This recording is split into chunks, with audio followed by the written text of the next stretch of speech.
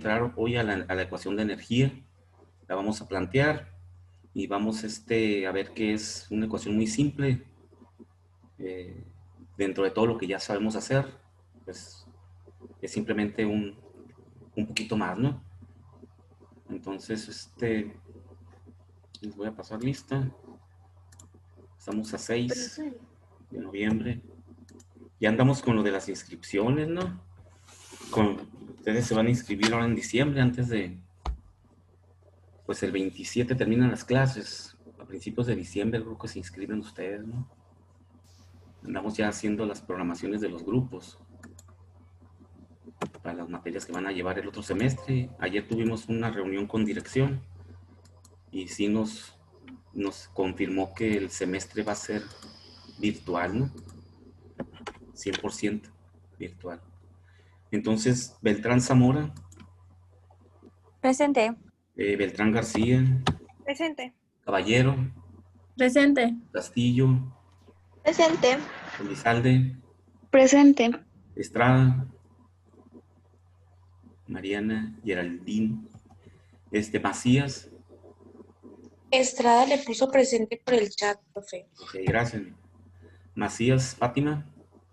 Presente. Mejía Barceló. Mungarro. Presente. Presente. Zulay. ¿O es Sí. Mungarro? No, Zulay. Zulay, muy bien. El Mungarro. Presente. Pérez Rochín.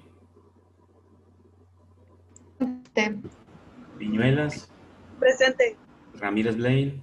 Presente. Ascón. Presente. Romero Nevares. Presente. Romero Kiwis. Presente. Rosas Domínguez. Presente. Valdés Rodríguez. Presente. Valenzuela Clark. Presente. Valenzuela Jocobi. Villares Navarrete. Presente. Villegas Franco. Presente. Y Mancillas Armendáriz. Presente. Ok, muy bien. Entonces, terminamos la clase anterior, hicimos el ejemplo del trabajo para el cilindro, ¿no? Que tenía los topecitos ahí, ¿no? Entonces, vamos a continuar, vamos a seguir calculando trabajo termodinámico de frontera dentro de la primera ley para energía.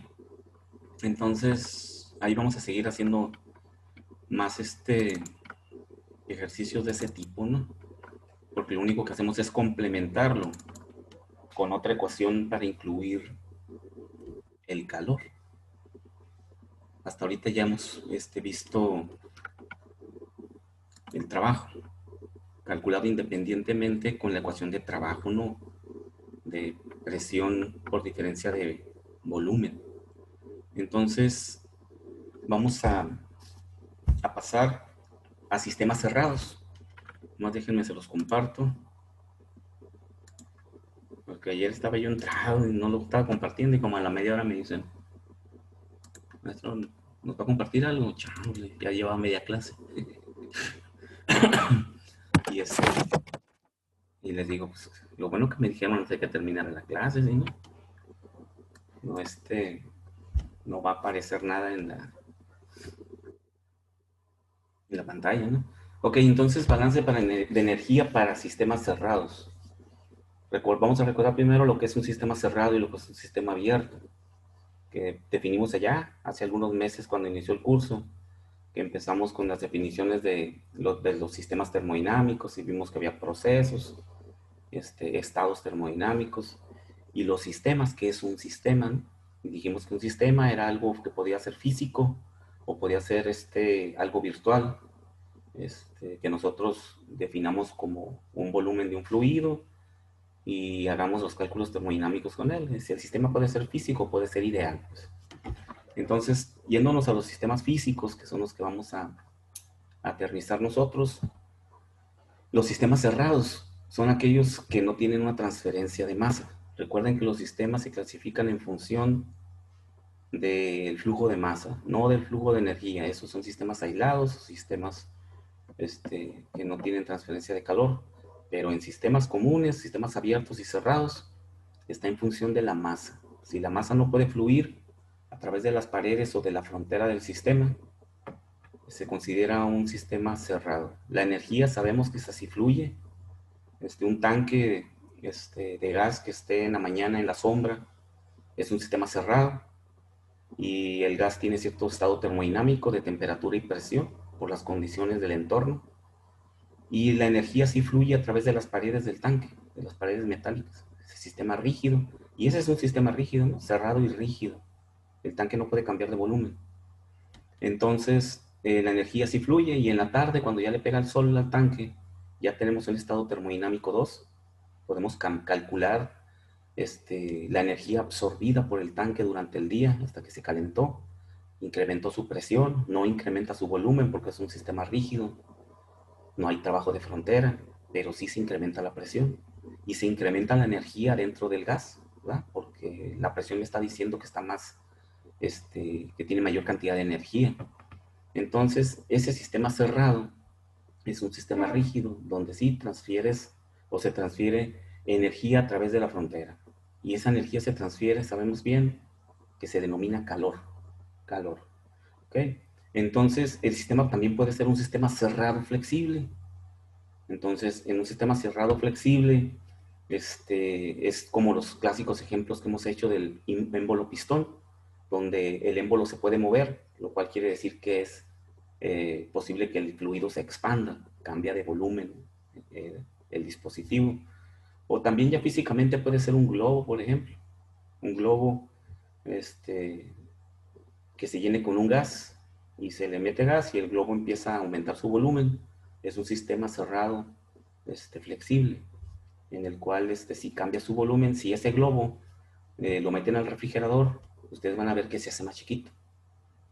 Y si lo sacas y lo pones cerca de la estufa, el globo se hace más grande, porque el gas se está expandiendo y se está contrayendo, realizando un trabajo de frontera, ese que ya sabemos calcular, la presión por el diferencial de volumen. Ahí la presión sería la presión atmosférica para el globo, ¿verdad? Porque es la presión a la cual se puede expandir y contraer, y está inmerso en la presión atmosférica. Por lo tanto, ahí podríamos calcular midiendo el volumen del globo, y luego midiendo el volumen del globo, el diámetro, ahí calculamos el volumen y sabemos que es una atmósfera de presión, y podemos calcular el trabajo de frontera que hizo el aire adentro cuando lo enfriamos y cuando se calentó. Entonces, eso es lo que hemos visto hasta ahorita. Entonces, sistemas cerrados, no hay transferencia de masa.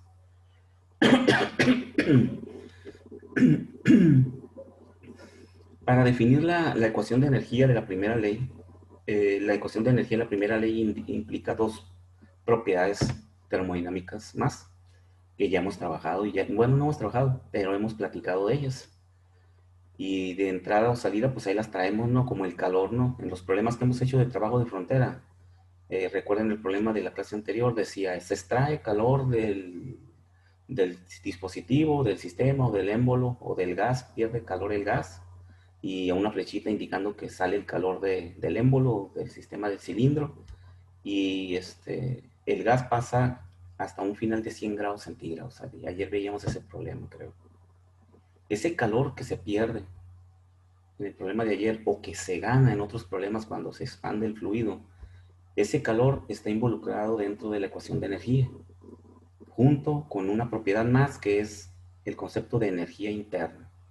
Entonces vamos a definir o platicar qué es la energía interna, recordar qué es la energía interna. Recuerden, desde que estamos hablando de termodinámica y de propiedades, comentamos que en las tablas de termodinámicas estaba la temperatura, la presión, el volumen, como las propiedades independientes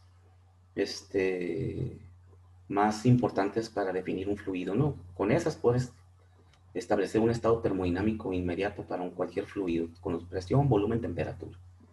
Pero también tenemos las energías, que también son propiedades termodinámicas. La energía interna, la entalpía y la entropía. Entonces, la energía interna, de la cual no hemos trabajado hasta ahorita, pero por ahí de repente, cuando estábamos trabajando con las propiedades termodinámicas de las tablas en los cuadritos, decía diga en qué estado está el fluido, si tiene temperatura y tiene esta entalpía y tiene esta energía interna, y ahí hacíamos los cálculos de conocer las propiedades en un estado termodinámico mediante esas tablitas, ¿no? No eran otra cosa más que aprender a determinar las propiedades porque las necesitamos para los problemas que estamos resolviendo, ¿no? Ya ven que hay que ir a la tabla y leer y luego preguntarnos en qué estado estará el fluido, como el problema de ayer, ¿no? Que decíamos 500 kilopascales. Eso nos indicaba que había cambiado la presión, por lo tanto ya el volumen el volumen ya no estaba cambiando, y ya con eso inmediatamente leíamos la temperatura de saturación a 500 kilopascales, ¿no? Esa es la interpretación de en qué estado está el fluido, ¿no? Entonces, desde ahí ya traíamos por ahí involucrando las energías, no para trabajar con ellas, sino simplemente como propiedades. Entonces, la energía interna, como su nombre lo indica, pues está interna. Claro, van a decir, bueno, la entalpía también está interna, ¿no? No, es que el concepto de interno se define porque es una energía que posee cualquier sustancia por el hecho de que esa sustancia existe, decíamos en una ocasión. Entonces, un átomo de hidrógeno tiene una energía interna. ¿Por qué? Porque es un átomo de hidrógeno. Y esas energías internas, específicamente, ¿qué son? Ah, pues son la energía de sus electrones, la energía de los electrones que giran alrededor del protón en el núcleo, la energía nuclear que mantiene el protón en ese núcleo del átomo, la energía cinética que tiene el electrón cuando se está moviendo, la energía potencial que tiene el electrón cuando está en una posición dada y después cambia a otra posición dada. Entonces, todas esas pequeñas energías que tiene el átomo, porque es el átomo de hidrógeno, se denominan energías internas. Por eso luego yo les comento que es la energía que tiene una sustancia por el hecho de ser esa sustancia. Si quitáramos la energía interna del átomo de hidrógeno, dejaría de ser el átomo de hidrógeno. Entonces, no puede existir sin esa energía interna. Entonces, cuando ese átomo de hidrógeno se une con otro átomo de hidrógeno para formar una molécula de hidrógeno, que sabemos que es la forma en cómo existe el hidrógeno en la naturaleza, como una forma diatómica, ahí también tiene una energía interna como un átomo o como una molécula. Entonces ya están las energías de enlace entre los dos electrones de los átomos de hidrógeno para formar el enlace covalente ahí.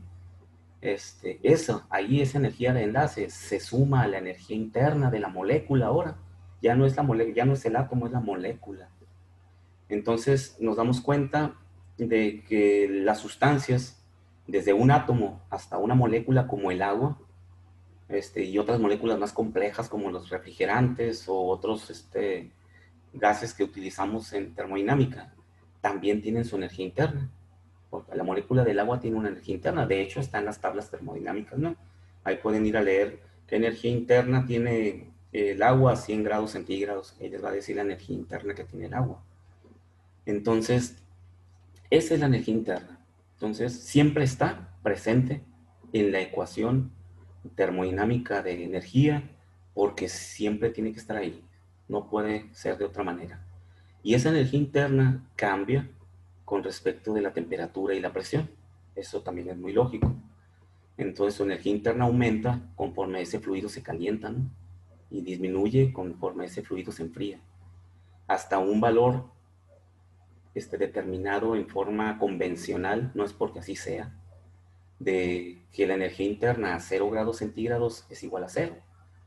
Ahorita eso suena contradictorio, ¿no? A lo que estoy diciendo de que les digo que es la energía que tiene una sustancia por existir y que no se la podemos quitar.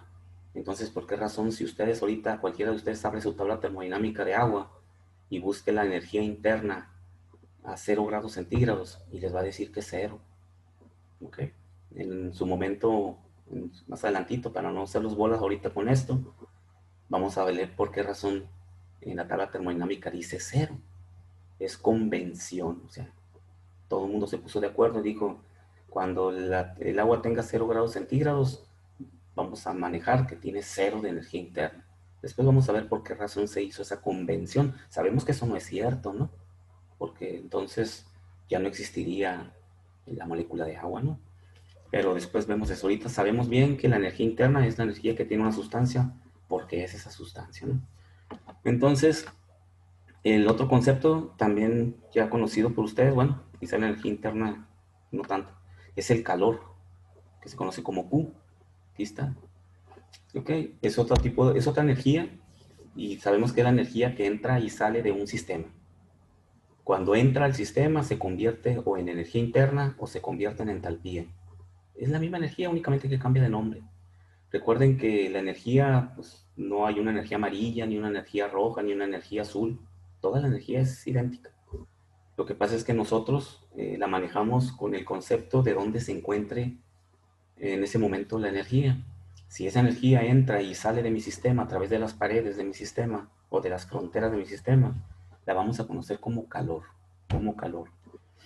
Entonces, la ecuación de la primera ley de la termodinámica para la energía establece que todas las energías contenidas en el fluido son iguales en un balance térmico a todas las energías que no se encuentran en su momento dentro del fluido, que están afuera de mi sistema. Entonces quiere decir que la energía interna que pertenece al fluido, la energía cinética que pertenece al fluido, la energía potencial que pertenece al fluido, dijimos, ¿no? Que los átomos tienen unas diferentes posiciones en el gas, por lo tanto tienen una energía potencial contenida. Los átomos se están moviendo dentro del sistema a cierta velocidad, tienen una energía cinética, y esos átomos también tienen una energía interna. Esos tres tipos de energía pertenecen al fluido, están dentro del fluido. Y por fuera de mi sistema que tengo dos tipos de energía. El trabajo, que puede entrar y salir de mi frontera, ya vimos, ¿no? Si el fluido se expande, realiza un trabajo. Si el fluido se contrae, también realiza un trabajo ahora de compresión. Y el calor, que también puede entrar o salir del sistema. Si sale del sistema, se interpreta inmediatamente como un calor que se pierde, es negativo. Si entra a mi sistema, es un calor que se absorbe, es positivo. Entonces, llegamos a la conclusión, voy a poner la ecuación aquí, y aquí está, es esta que está aquí, que nos dice que todo el cambio de energía de mi sistema, es lo que significa delta E, ¿no? Cambio de energía total. El cambio de energía total que hay, aquí está mi sistema, como lo podemos ver, en el dibujito verde, ese es mi sistema, adentro hay algún fluido, ¿no? Entonces, toda la energía que hay de entre los alrededores y mi propio gas, toda la energía está en dos partes. ¿A qué es igual? Dice, a la energía en el fluido, la energía cinética, la energía potencial, todo como un cambio, ¿no? Porque es un proceso. Y la energía interna. Y eso también es igual a ¿qué? A toda la energía que está fuera de mi fluido o fuera de las fronteras de mi sistema. Y que son el calor y el trabajo. Entonces, esa es la ecuación de energía general de la primera ley de la termodinámica. Ahora, ¿qué pasa aquí? La energía cinética y la energía potencial suelen ser muy pequeñas comparados con el tamaño de la energía interna. Como mi sistema físicamente, por ejemplo, si es un tambo de gas, ¿qué tamaño puede tener un tambo de gas, no?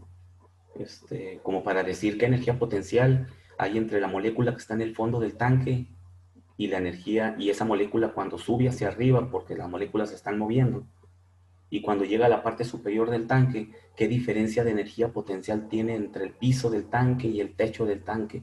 Pues el tanque tiene cuando mucho 1 metro y 20 de alto, ¿no? Si calculamos la energía potencial, que es la masa por la gravedad por la altura, esa altura de 1.2 metros, nos damos cuenta de que la energía potencial para esa cantidad de gas, pues va a ser, no sé, de 0.5 o 1 kilojoules de energía. Y si calculamos la energía cinética también por el movimiento de las moléculas adentro del tanque, y calculo la velocidad a la cual se fluye las moléculas si se están moviendo, y el cálculo de la energía cinética es un medio de la masa por la velocidad al cuadrado. Y la energía cinética me va a dar, no sé, es un poco más grande que la energía potencial, a lo mejor me da 3, 4, 5 kilojoules de energía cinética. y luego lo comparo con la energía interna que tiene el gas en ese momento, y voy a la tabla termodinámica y veo que me dice 2700 kilojoules, entonces ahí nos damos cuenta de que comparado con la energía interna, la energía cinética y la energía potencial son muy pequeñitos, mientras que la energía interna es muy grande, 2700. Si a esos 2700 le quito o no le considero los 5 kilojoules de la energía cinética y el 1 kilojoule de energía potencial, pues me quedan 2700, deberían de ser 2706 y voy a trabajar con 2700. O sea, prácticamente no es nada, ¿no? No implica ningún cambio importante en el resultado que yo esté calculando. Por esa razón, se simplifica la ecuación de la energía para un sistema cerrado y se simplifica despreciando los cambios de energía cinética y los cambios de energía potencial. Por lo cual la ecuación de la primera ley queda únicamente que el cambio de energía interna, como está aquí, delta E, ya nomás va a ser el cambio de energía interna, ¿sí? Aquí está abajo. El cambio de energía interna es igual al calor menos el trabajo. Y nada más.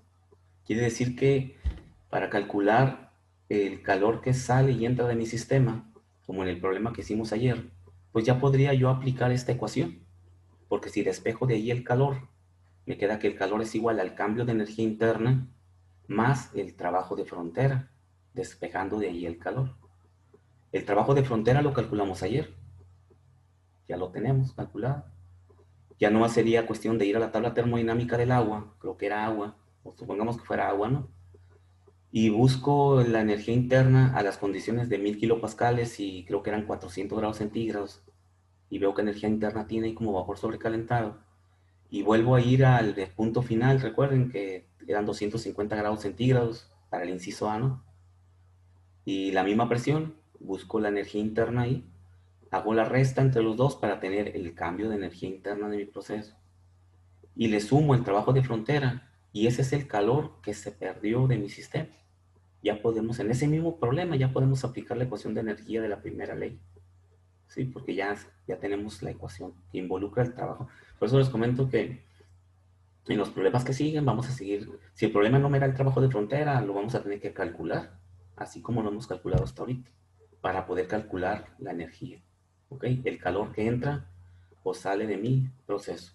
O puede ser que en otros problemas me dé el trabajo y me pida el calor, me dé el calor y me pida el trabajo, y lo puedo calcular el trabajo también con la primera ley. Ya sé que tenemos la otra expresión de presión es igual, trabajo es igual a presión por cambio de volumen, pero también podemos usar esta ecuación, despejando el trabajo de la ecuación. Nada más hay que tener un cuidado con una situación cuando aplicamos esta ecuación.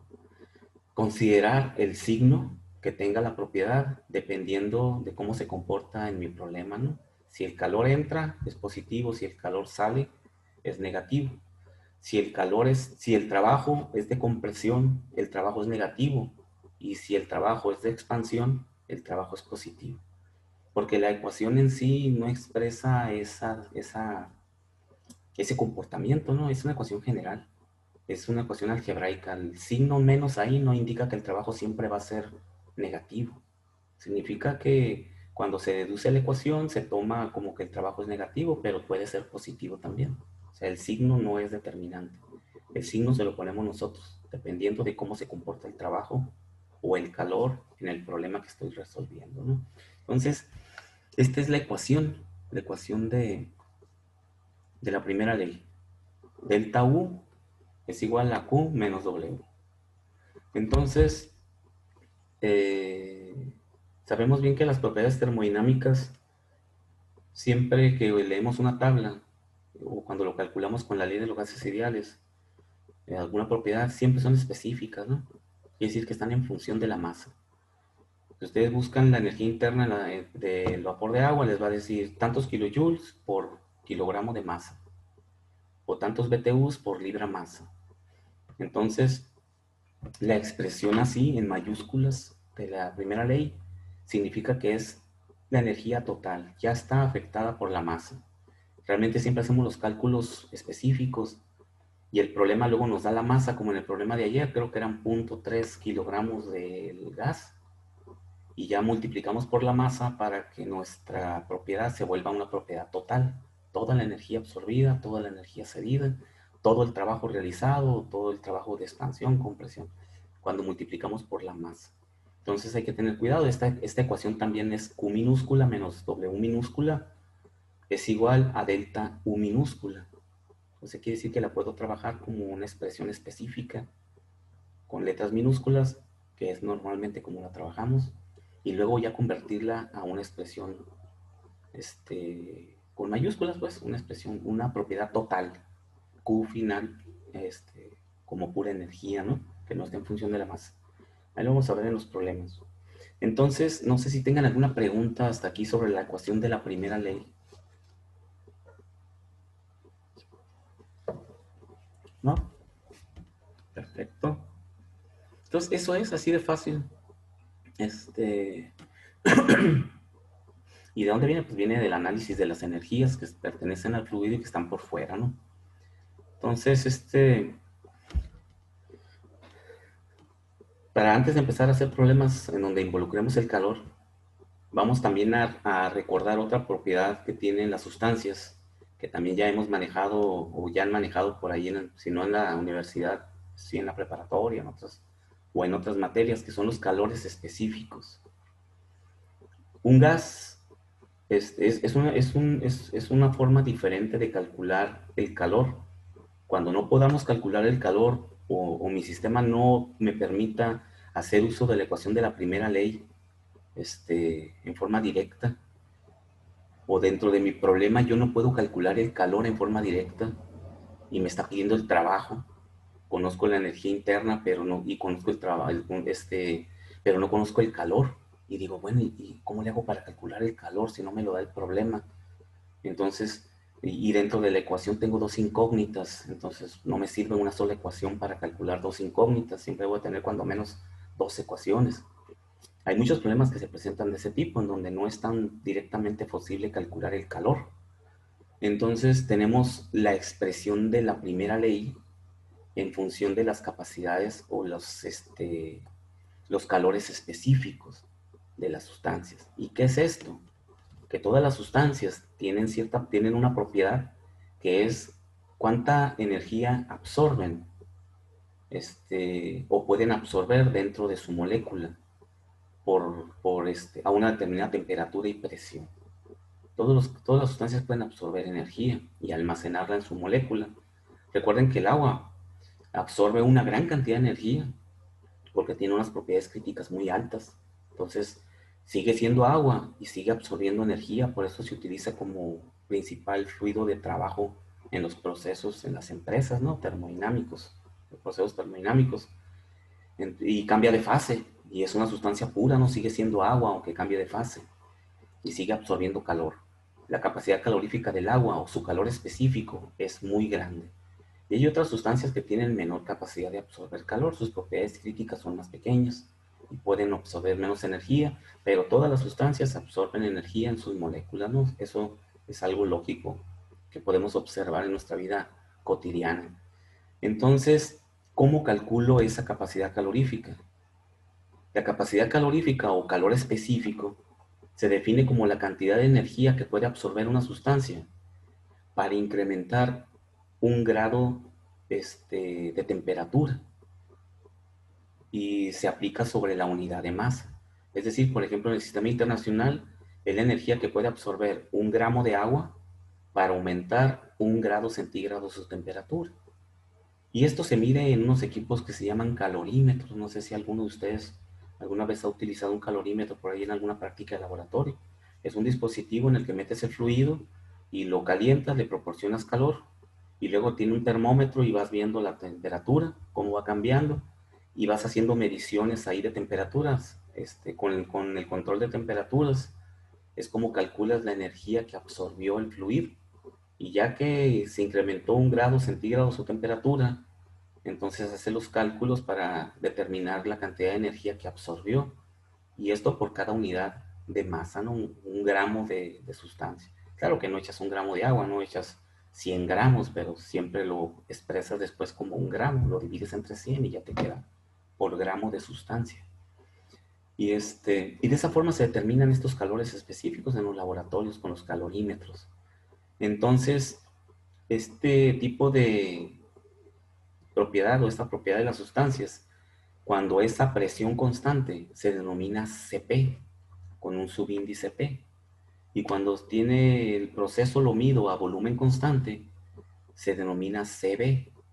Porque chequen que yo puedo medir la cantidad que absorbe una sustancia bajo esas dos condiciones que hemos trabajado hasta ahorita. Lo puedo hacer en un recipiente en el cual el fluido no puede cambiar de volumen. Entonces, o lo puedo hacer en un recipiente en el cual el fluido puede cambiar de volumen. Lo puedo medir bajo dos condiciones, a volumen constante o a presión constante. Y nos damos cuenta de que es diferente y debe de ser diferente. Porque recuerden que cuando el fluido es a volumen constante, va a absorber energía para realizar un trabajo. Perdón, cuando el fluido puede cambiar de volumen, va a absorber energía y esa parte de esa energía la va a usar para cambiar de volumen, ¿no? Porque se va a expander. Entonces, le voy a estar proporcionando energía para medir, esperando a que cambie su temperatura 1 grado centígrado, pero como parte de la energía la está usando para expandirse, pues la cantidad de energía que absorbe es mayor que cuando es a presión constante. Porque cuando es a presión constante y no puede cambiar, cuando es, perdón, que la presión cambie, pues, y que el volumen se mantenga constante, como no va a realizar un trabajo de frontera, pues únicamente toda la energía se va a quedar absorbida dentro del fluido. Entonces, si chequen esa, ¿por qué a volumen constante y por qué a presión constante? Como no va a cambiar de volumen, lo que va a cambiar es la presión. Entonces, toda la energía se va a absorber inmediatamente al fluido y se va a observar que a presión, a Cp, es diferente que a Cb, ¿no? Entonces, haciendo un análisis matemático de ese proceso, que es el cambio de temperatura con respecto del volumen a presión constante, o el cambio de temperatura con respecto de la presión a volumen constante, esa es una razón matemática.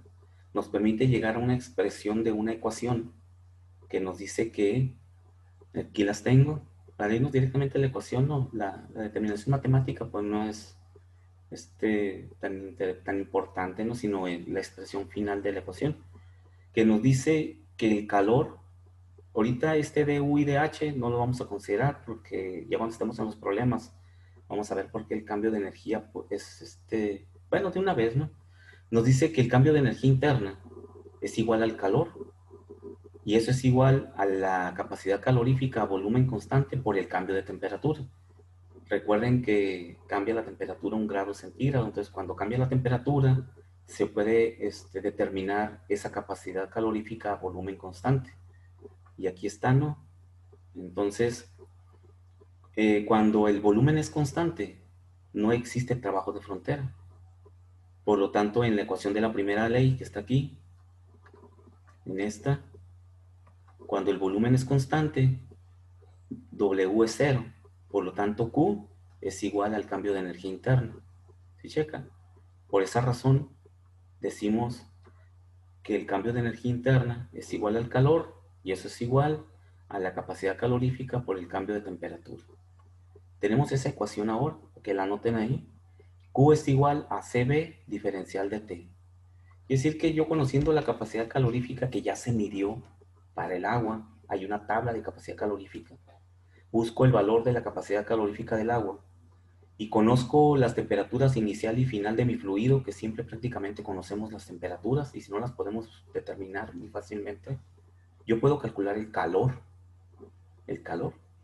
Ese calor que luego se me puede complicar calcular con la ecuación de la primera ley, lo puedo calcular directamente utilizando la capacidad calorífica de una tabla.